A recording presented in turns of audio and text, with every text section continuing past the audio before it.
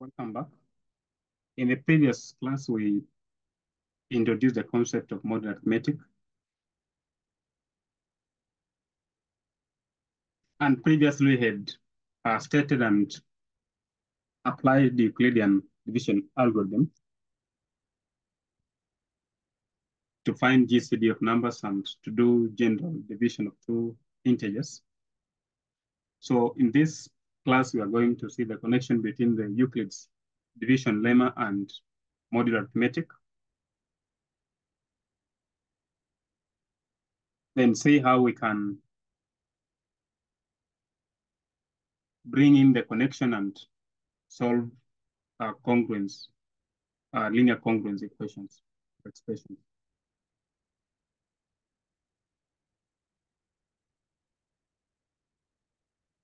So let's m and n be integers where m is always positive.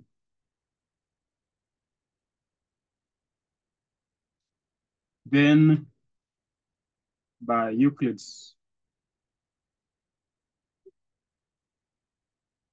lemma,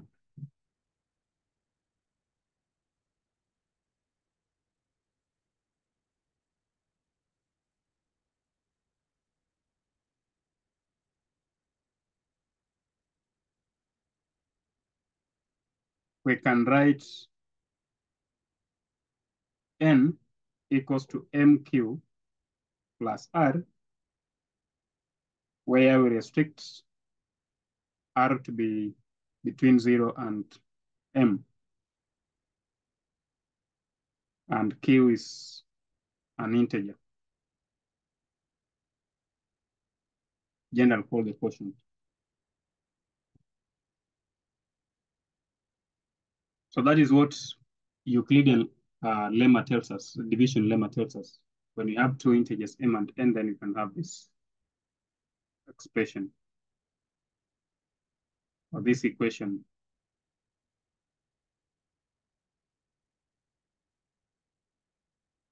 So instead of writing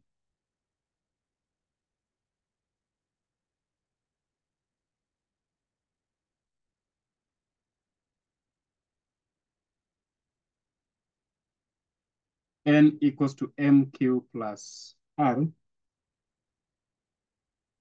we can use the congruence notation in the following way.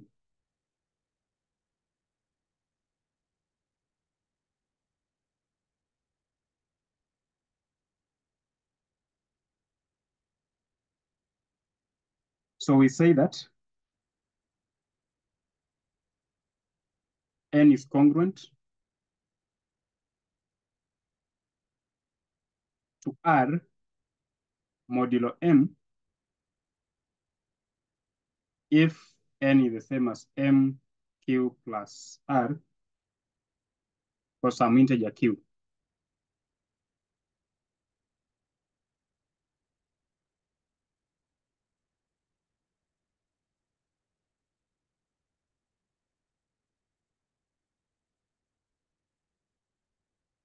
So n is equals to mq plus r, which is the same thing as saying n minus r is mq.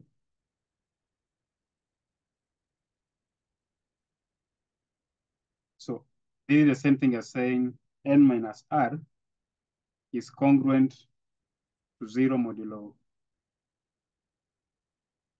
m. That's just to tell us that the remainder when m is divided by n minus r is 0.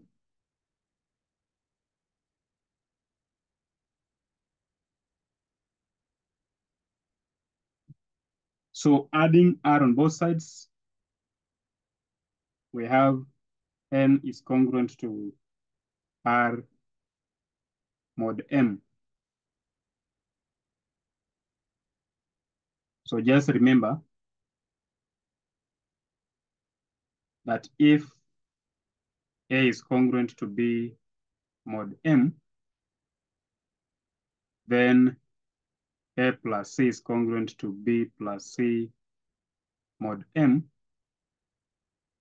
for an integer C. So that's why we have from here to here.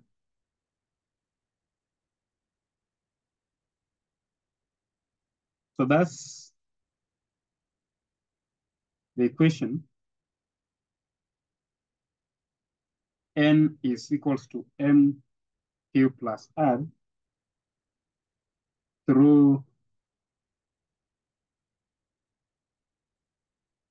Euclid's division lemma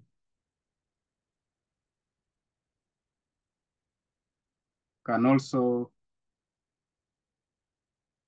be written as N is congruent to R mod M. So we are saying that these two things mean the same. N is equals to MQ plus R is nothing but N is congruent to R modulo M.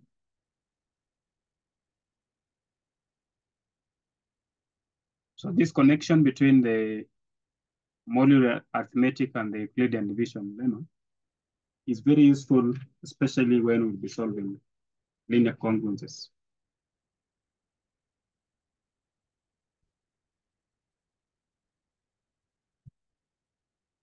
So note that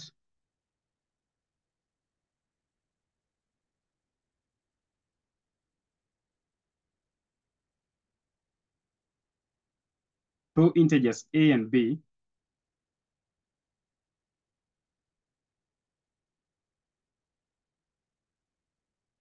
are congruent modulo M written as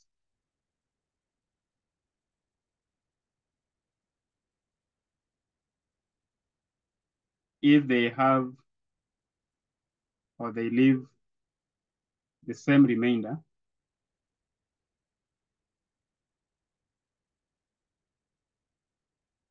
when divided by M.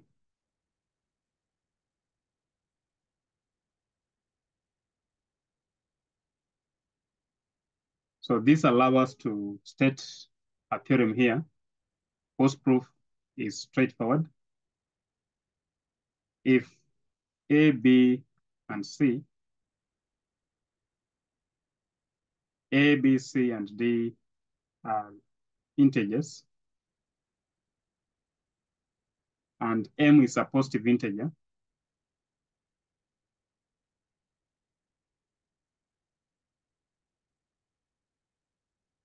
such that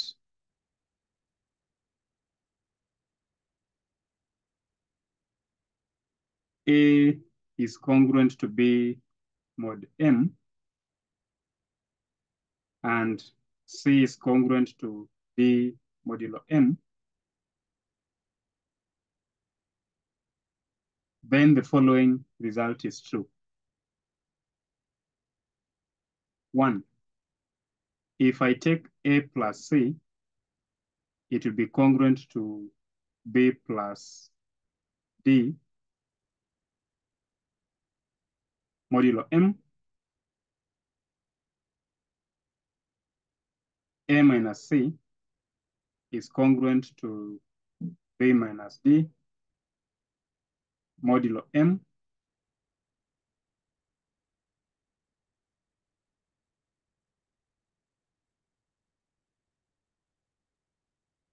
And 3, A plus A times C is congruent to B times D mod M. So the proof of this theorem is provided in the previous class lecture. So feel free to check the proof.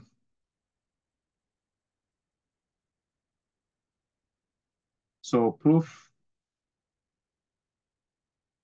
given in class lecture.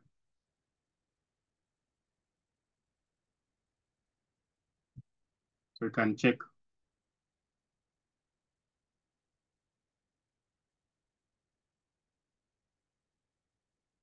So we can just illustrate a few examples here to illustrate how this theorem works.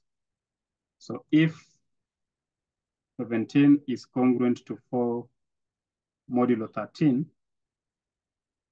and 42 is congruent to 3 modulo 13, then 1, we can comfortably say 17 plus 42 is congruent to 4 plus 3 modulo 13, i.e. 59 is congruent to 7 modulo 13. And it's very easy to see that that's a true result because by definition of congruence modulo, 13 should divide 59 minus 7. 13 divides 59 minus 7 is 52. And we know that 52 is the same as 4 times 13. So indeed it's true.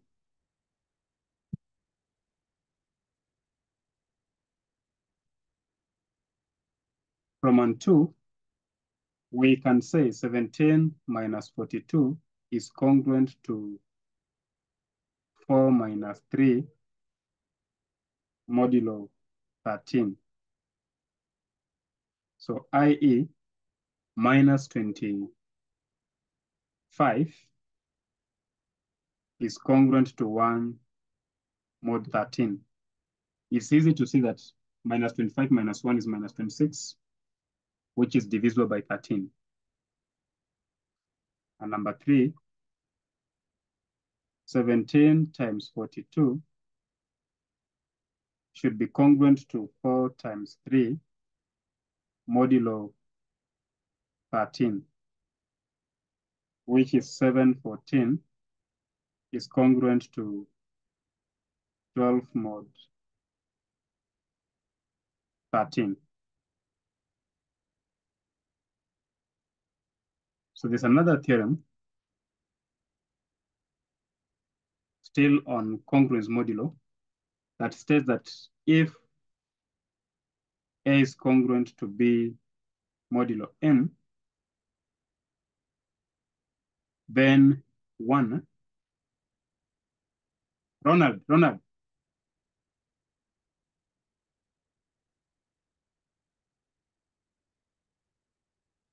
AC is congruent to BC modulo M, and number 2, A plus or minus C is congruent to B plus or minus C modulo M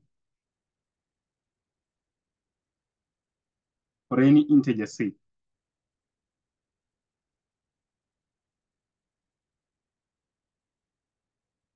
So that result is also very easy to prove. You can always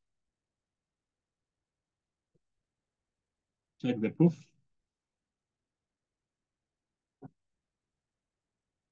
So, for example, find the remainders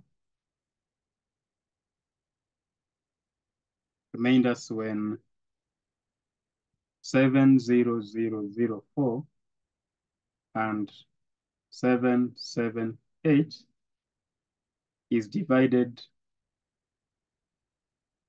by 7.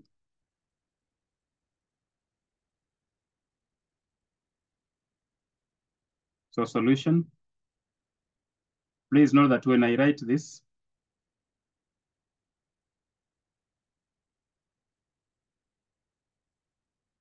then this number B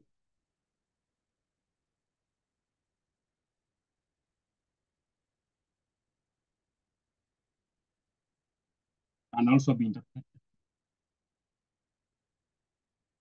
A. So since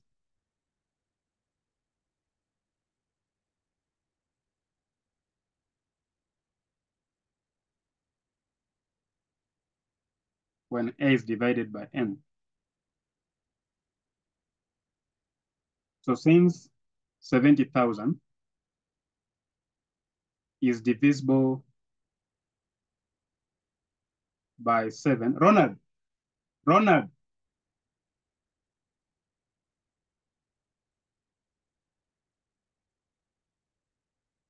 then 70,000 is congruent to 0 mod 7. This statement means that when you divide 70,000 by 7, the remainder is 0.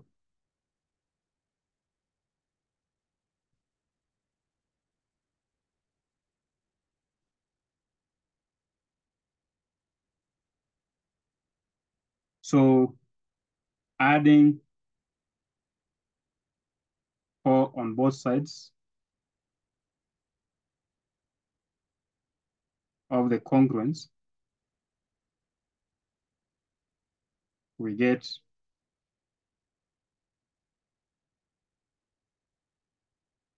70,000 plus 4 is congruent to 0 plus 4 mod 7.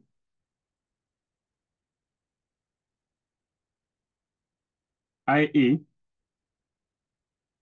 70,004 is congruent to 4 modulo 7. So this number here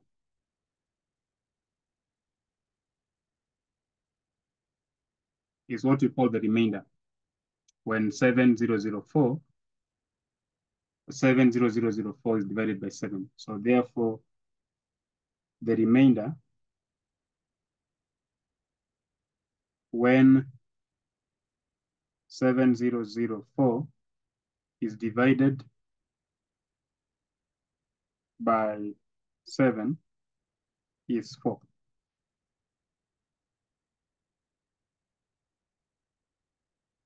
So problem 2 is now to find the remainder when 778 is divided by 7. So part 2, because I remember these are the simple thing, the word because. So because 777 is divisible by 7,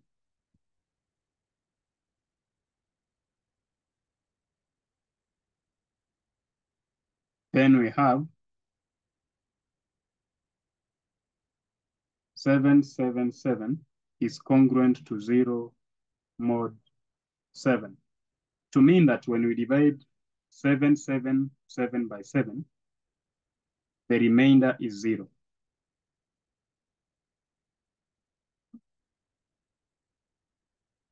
So to get 778, we need just to add 1 to 777. So adding 1 on both sides of the congruence,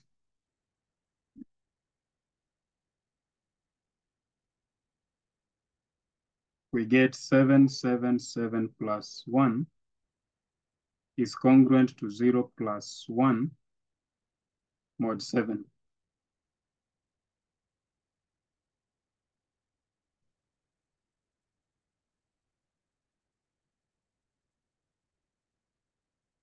So i.e. 778 is congruent to 1 modulo 7.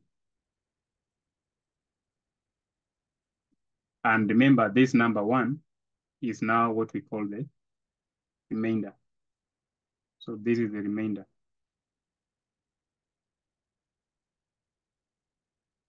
So therefore, the remainder, when 778 is divided by 7 is 1.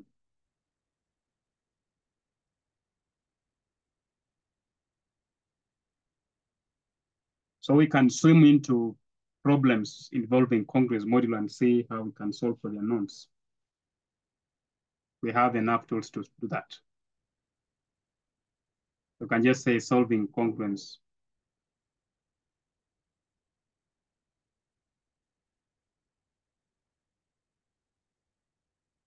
relations.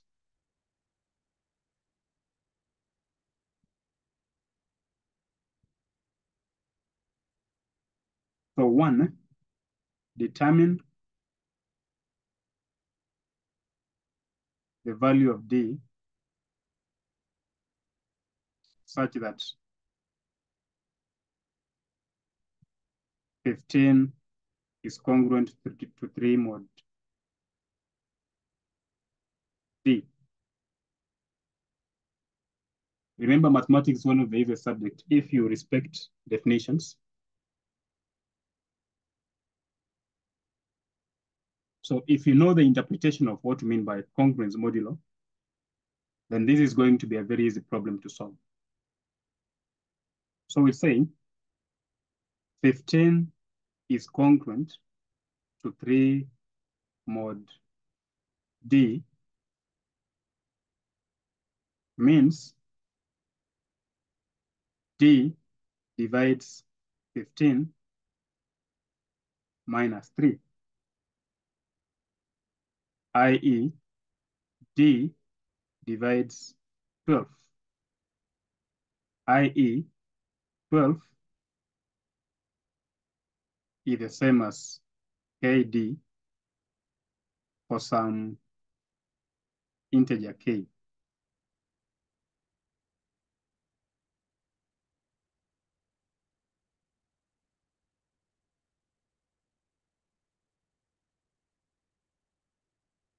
So D is divisible by the number 12. So the divisors of 12 are 1, 2, 3, 4, 6, and 12 itself. But remember,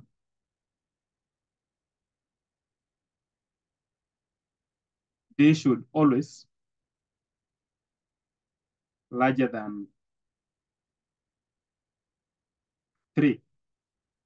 Because you cannot claim the remainder is 3 when the number is less than 3. So the number D must be more than 3. So the possible values of D are 4, 6, and 12. That's how we solve for D in that given congruence relation. Problem 2. Find the least positive value of X such that 67 plus X will always be congruent to 1 modulo 4.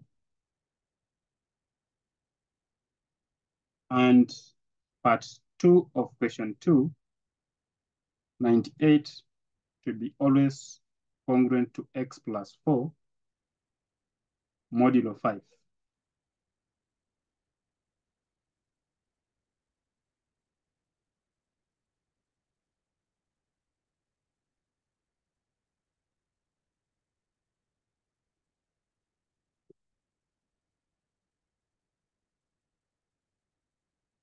Solution.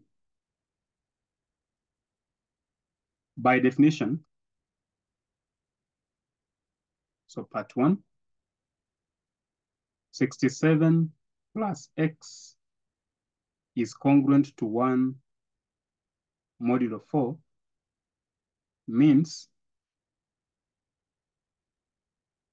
67 plus x minus 1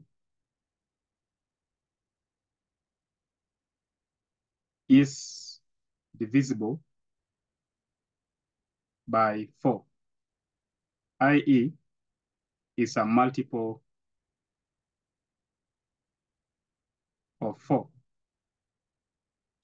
And when you say that a number is a multiple of 4, then you mean it can be written as 4 times another general integer, say n. So we say 67 plus x minus 1 is equals to 4n for some integer n.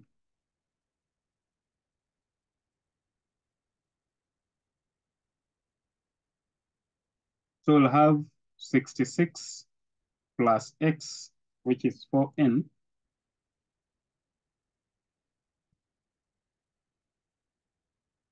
and 66 plus x is a multiple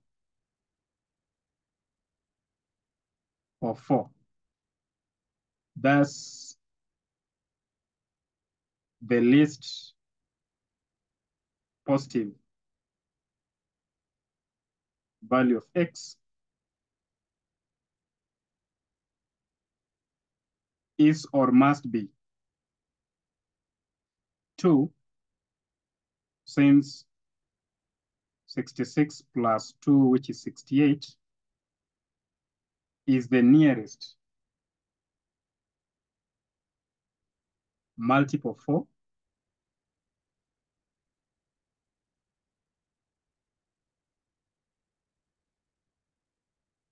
more than 66.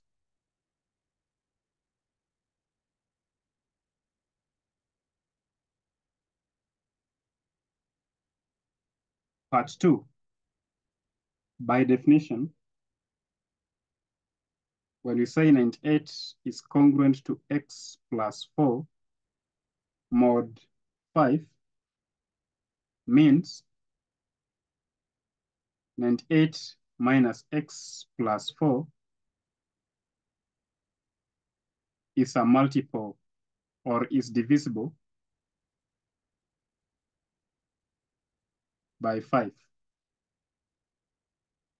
i.e. 98 minus x minus 4 is a multiple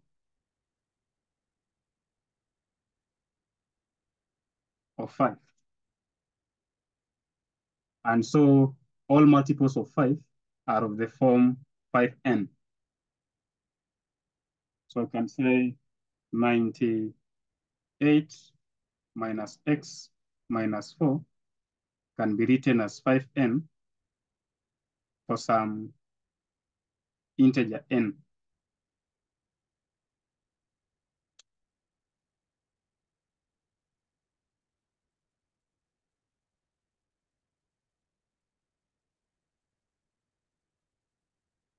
So this is the same thing as saying 94 minus x is equals to 5n. So we are claiming that 94 minus x is a multiple of 5.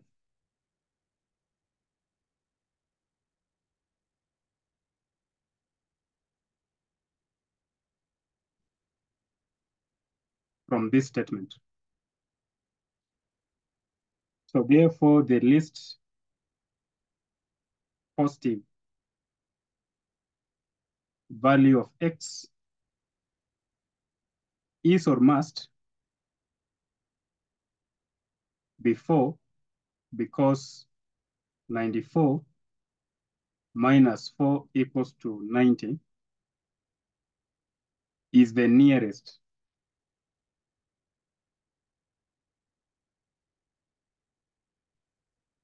multiple of 5 less than 94.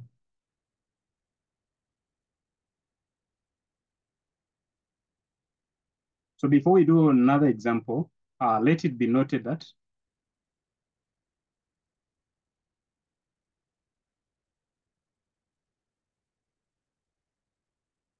while solving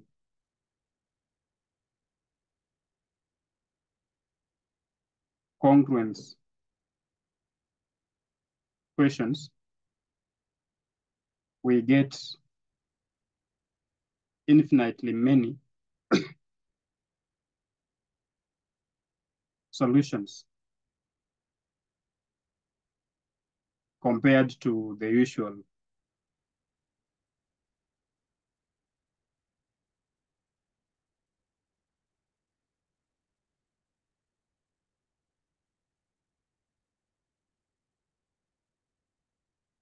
polynomial equations.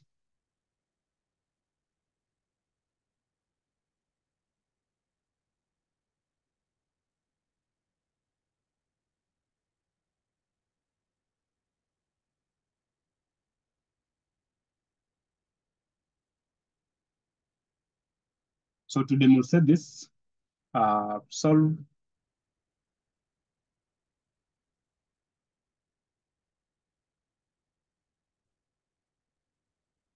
eight x is congruent to 1 modulo 11. 30 seconds back.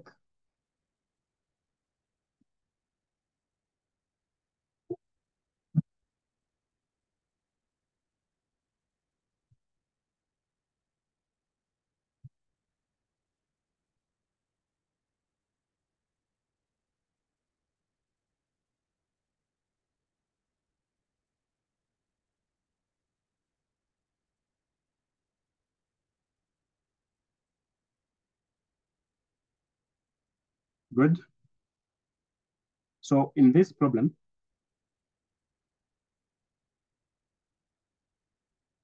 we'll derive our answers from the other definition of the congruence modulo. So by definition, 8x is congruent to 1 modulo 11 means 8x minus 1 is divisible by 11.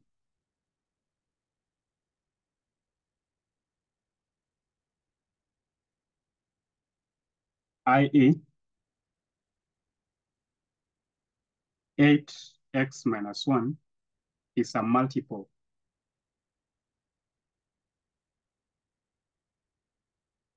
of 11.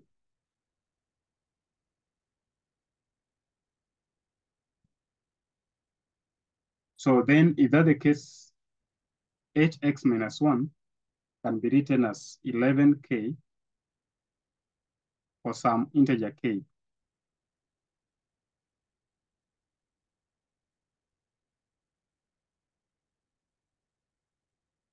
Then we can say x alone is the same as 11k plus 1 over 8.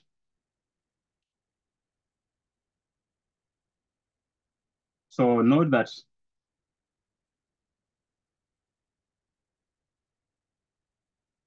when we put k equals to 5, 13, 21, 29, etc., then 11k plus 1 is divisible by 8.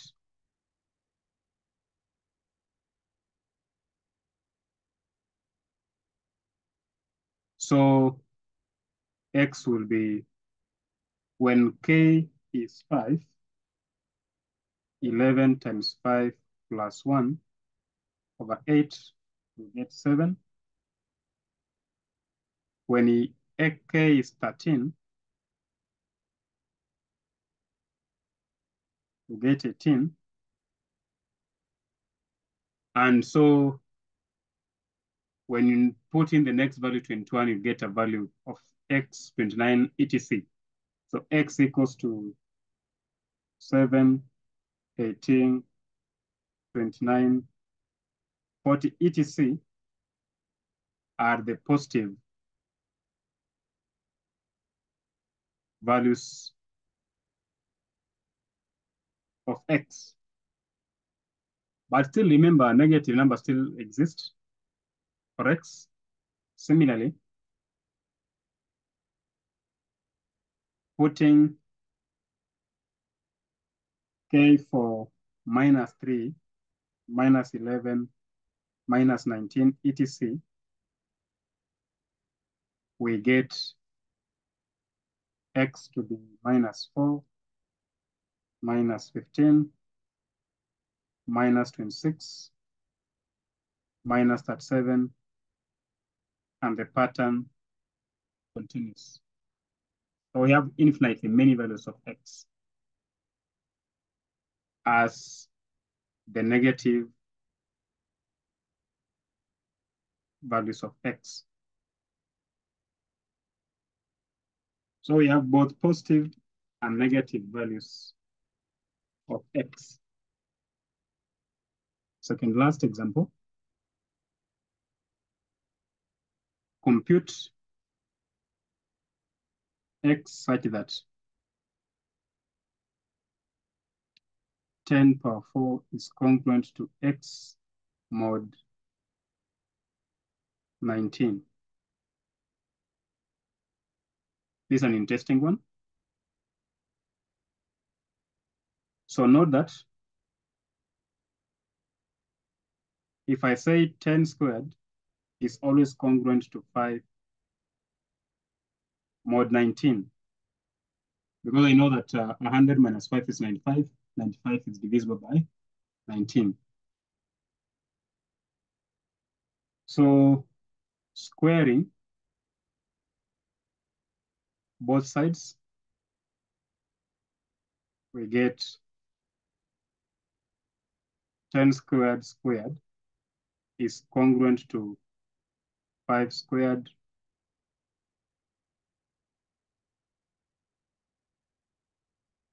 and here we are just making use of the fact that if A is congruent to B modulo M, then A power N is congruent to B power N mod M. That's what is making us to square 10 squared and 5 squared. So from here, we get 10 power 4 is congruent to 25 modulo 19. And you say 25 is a remainder, divisor is 19. So this is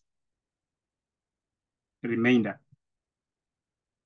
So 25 mod 19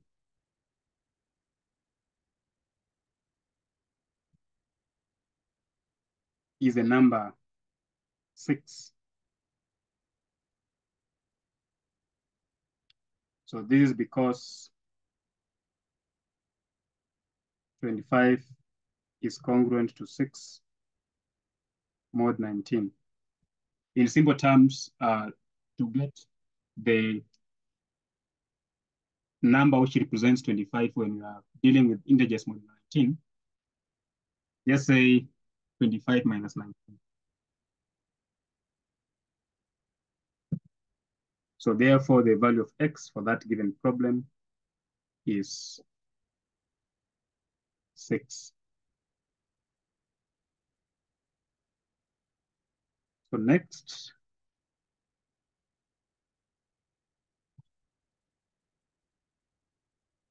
find the number of integer solutions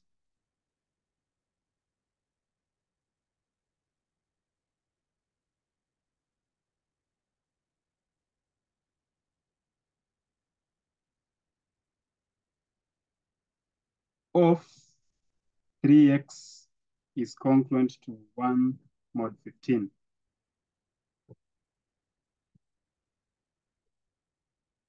All these things, their solutions are derived from definition. So by definition, 3x is congruent to 1 mod 15 means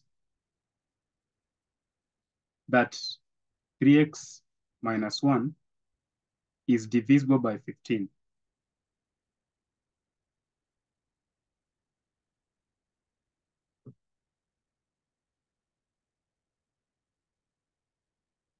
I.e., you'll say 3x minus 1 is equals to 15k for some integer k.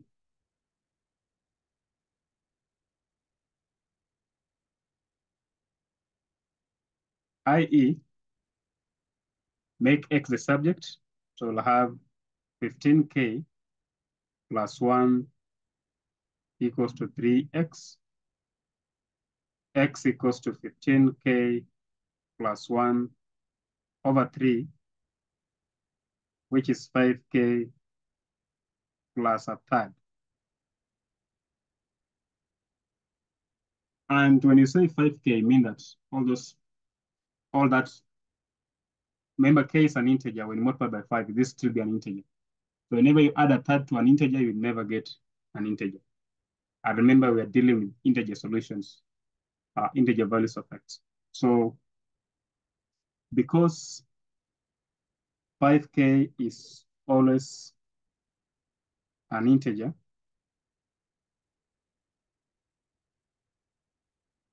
five k plus a third cannot be an integer.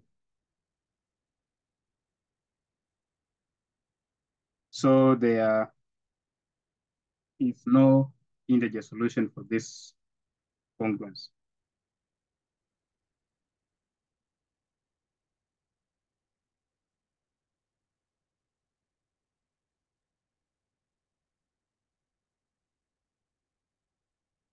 That is what we will train. So in a similar manner, you can solve as many linear congruence equations as you can. So the key take home is that all the solutions to any problem revolves around the definition of the concept you're trying to interpret. So if you get the concept right and you get the definition right, your work is going to be very easy. Thank you.